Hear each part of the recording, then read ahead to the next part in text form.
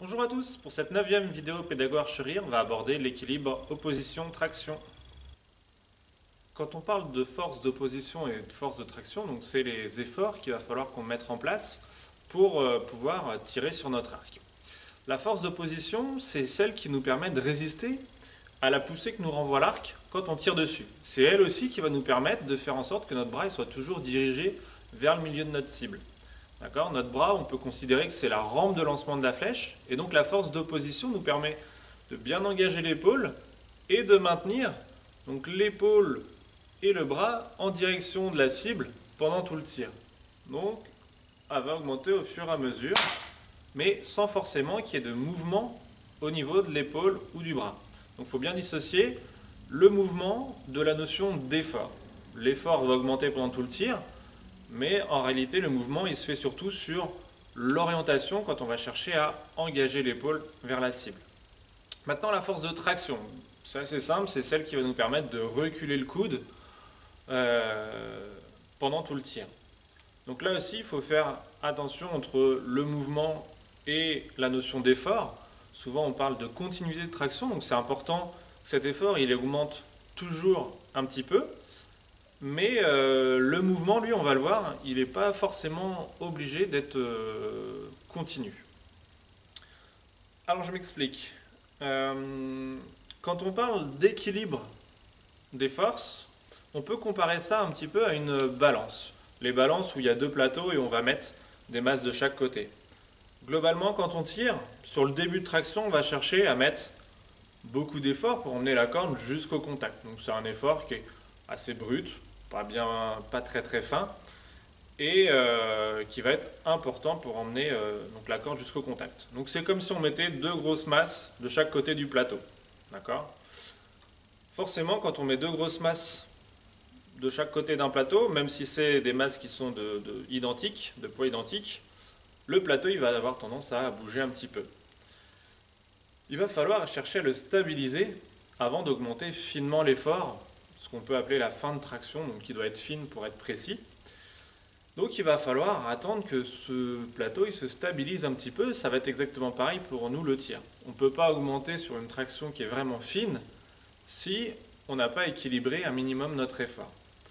Une fois qu'on a équilibré cet effort, on va pouvoir augmenter finement en répartissant l'effort 50% devant, 50% derrière pour bien maintenir l'équilibre pendant tout le tir. Donc si on devait un peu synthétiser les choses, sur le début de traction, il y a beaucoup d'efforts engagés à la fois pour engager devant et pour emmener le coude vers l'arrière. Quand on va arriver par là, on arrive dans les axes, donc on peut légèrement ralentir et donc stabiliser un petit peu l'effort. Et une fois qu'on est stable et bien dans l'axe, on va pouvoir étirer finement pour finir. Donc il y a bien une continuité dans l'effort. Et il y a une notion qui va être importante, c'est aussi d'arriver à faire en sorte que quand on arrive au contact, l'effort il passe uniquement sur les muscles du dos. C'est pas forcément simple à faire, mais ce qu'il faut comprendre, c'est que quand on tracte pendant toute cette phase-là, on a besoin des muscles qui se trouvent un peu dans nos bras, nos avant-bras. Par contre, une fois qu'on est au contact, là tout est aligné et on n'a plus forcément besoin d'avoir énormément de tension dans le bras. Cette tension dont on n'a plus besoin, il faut bien qu'elle passe ailleurs et donc elle va passer sur les muscles du dos. Donc il va être important de poser un peu les choses quand on arrive au contact, de mettre un petit peu moins d'effort. Ça ne veut pas dire qu'on doit arrêter de tracter, hein. La tension elle doit bien rester sur le dos. Mais on ne va pas forcément chercher à réengager un effort de fin de traction tout de suite. Il faut temporiser un petit peu pour stabiliser l'ensemble. C'est ce qui va aussi permettre d'affiner un petit peu le viseur dans la cible, de prendre les contacts sereinement. Et on va augmenter volontairement l'effort sur la traction fine qu'à partir du moment où l'ensemble est stable. Comment travailler l'équilibre opposition-traction? À chaque fois qu'il va y avoir un déséquilibre, comme sur notre balance, on va avoir le plateau qui bouge d'un côté ou de l'autre. Ça va être un petit peu pareil pour notre tir.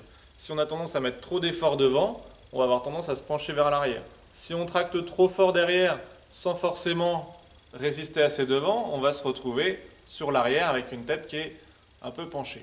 La première chose à faire donc sur la traction, c'est de faire en sorte que opposition-traction soit bien équilibrée. Et pour ça, ce qu'on peut observer dans le miroir, en se plaçant de 3/4, c'est que la tête et la posture restent bien verticales. S'il y a des petites adaptations comme ça, c'est que l'effort n'est pas bien équilibré. Enfin, pour la fin de traction, ce qu'il faut garder à l'esprit comme intention, c'est qu'on va chercher à étirer entre le coude et le point de pression qu'on va avoir entre la main et le grip. Donc là, j'ai mon point de pression que je vais orienter vers ce que je veux viser. Je vais avoir le coude que je veux mettre dans l'axe. Et une fois que c'est dans l'axe, je vais chercher à étirer entre ces deux points très finement pour finir en restant le plus dans l'axe possible. Si mon bras n'a pas bougé, c'est que mon engagement il a été bien maintenu jusqu'au bout vers là où je voulais viser. Et si mon coude il a bien reculé vers l'arrière, c'est que ma tension était bien restée sur le dos. Donc voilà les éléments qu'on va pouvoir observer à chaque répétition pour être sûr d'avoir bien respecté l'équilibre opposition-traction. Vous pouvez retrouver toutes les vidéos Pédago Archerie sur la chaîne YouTube Pédago Archerie. Et enfin, les grip trainers, vous pouvez les obtenir soit sur le site Pédago Archerie, soit auprès de votre archerie qui ferait du e-commerce. Voilà, bonne journée à tous!